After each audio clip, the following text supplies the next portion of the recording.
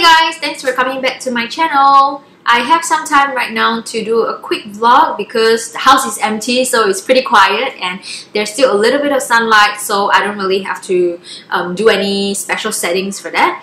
I just wanted to share with you a little bit of my journey in motherhood for the past 6 months. As you know, I gave birth to my baby girl at the end of July of last year.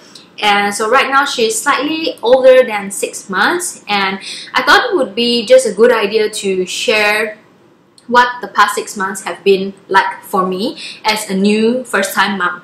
So one of the main things that a lot of people have been telling me is that I have managed to slim down so much. I managed to like lose all my baby weight within the first 6 months, and they're like, how do you do it? You know, what did you do? And honestly, I don't have any like special formula or any secrets, because I myself don't really know what it was that allowed me to get back into shape in a way. I'm not perfectly as I was before I got pregnant. There's still some flaps here and there, but like, you know, I mean, it's life. Even if I don't get pregnant, I'm sure it's still gonna be the same story. I have been practicing Pilates for the past 8 years or so, and I do it at least once a week, and I continued doing that during my pregnancy and after I gave birth as well. Of course, I didn't do Pilates immediately after giving birth because there's the recovery period and everything.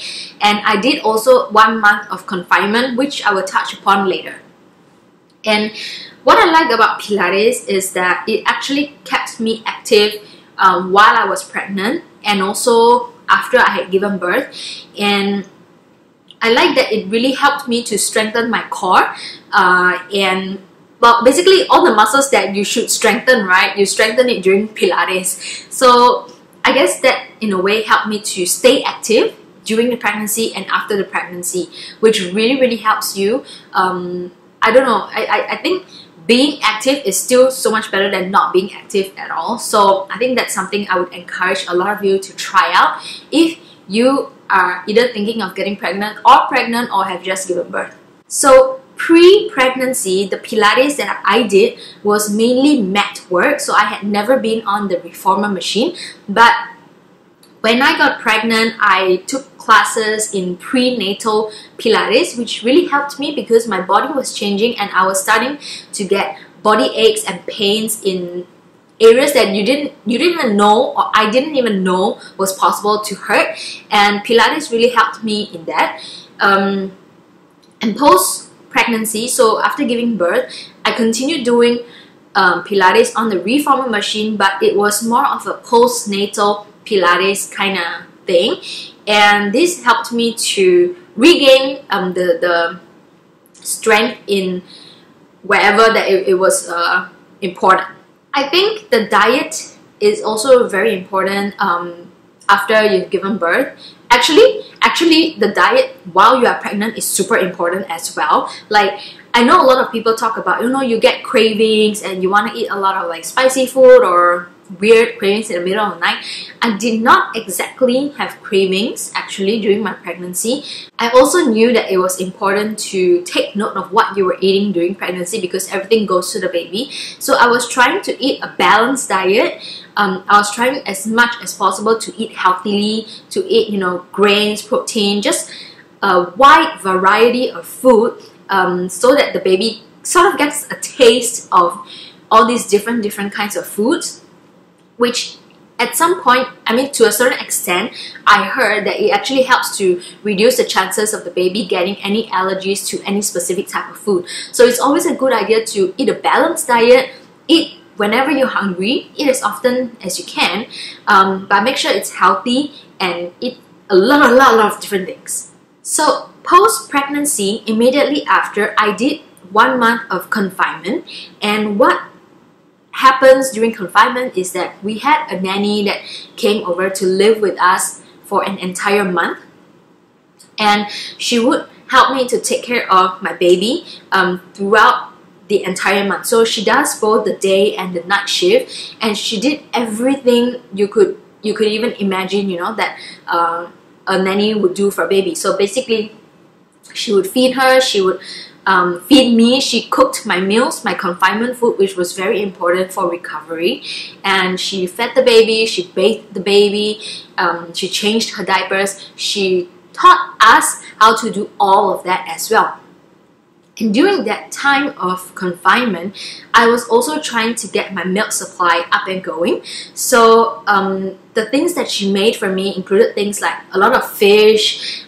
There's also the red date drink that I think really helps to boost the milk supply, especially just after delivery when you really need the milk to start coming in. I really felt that that was super important because as new parents, we were completely lost as to, you know, what do we do now with the new baby. Sometimes she's crying, sometimes she's not, she's like chilling and sleeping, and you're like, you know, you just really have no idea what you're supposed to do at that point when the baby is like super chill, right? So you think you can also chill, but actually there's a lot of work to do to prepare for what's going to come next. So when we talk about breastfeeding, I chose to exclusively breastfeed my baby for the first 6 months because I think at least 6 months was the most important period of time where you should be breastfeeding your baby, and after that it's really, you know, up to you.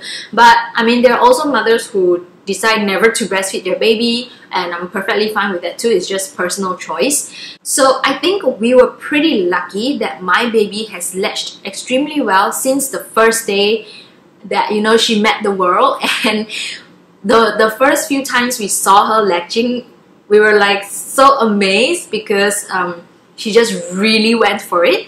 And in the first few weeks, I would say my milk supply wasn't there 100% yet. So while we were still waiting for the supply to come in, we definitely had to supplement with some formula milk because otherwise my baby was going to starve, and I don't think that's wise at all. So fed is best is my motto. And so we had to supplement a little bit with formula, but that was just in the first few weeks, and after that she has been exclusively breastfed. At the very beginning, I was doing latching and pumping at the same time, so I really felt very stressed because the whole day, you know, suddenly all I'm doing is feeding my baby and pumping milk and eating and sleeping, and that was the only things I was doing every day, apart from, you know, like the usual going to the bathroom, taking a shower,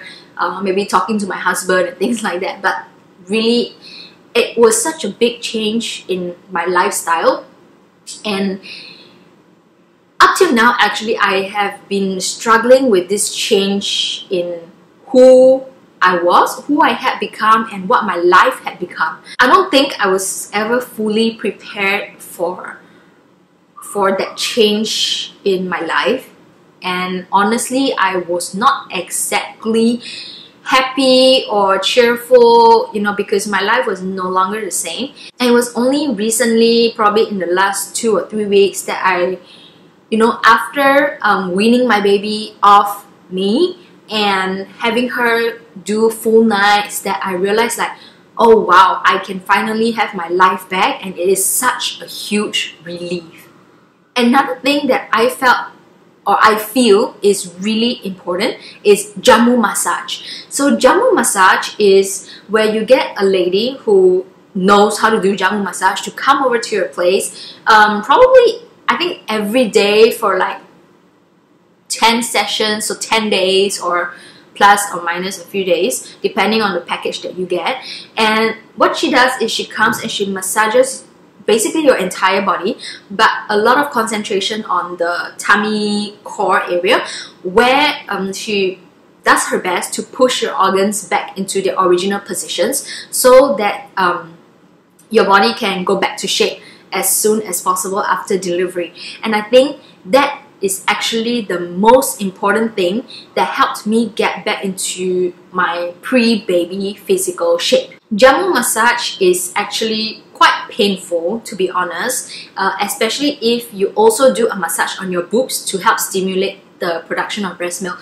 And there were some parts where I had to grit my teeth while she was massaging me, because it really hurt. Okay, I have to be honest here. But I can tell you that the first few sessions hurt the most, and then gradually, as you do more sessions, they hurt less and less because you know, the blood flow and stuff has gotten going, so it gets easier and less painful the more times or the more sessions you have, which is great because that means there is an improvement. So if you are pregnant or I don't know, have just given birth and you're watching this video, so I really recommend you to get a jamu massage package from whoever, you know. You can ask me if you like for the contact of my jamu massage lady, but I'm sure you know friends also who have done it before, so just ask them for their contacts and recommendations. So going back to breastfeeding, I don't know if breastfeeding actually helped me to lose weight because that wasn't really my main concern. What I was concerned most with breastfeeding is whether my baby was having enough milk to drink. So the thing about latching and feeding the baby from the bottle is that if you're latching, you don't know how much milk exactly the baby is taking. You just know when she has had enough because she will just stop drinking.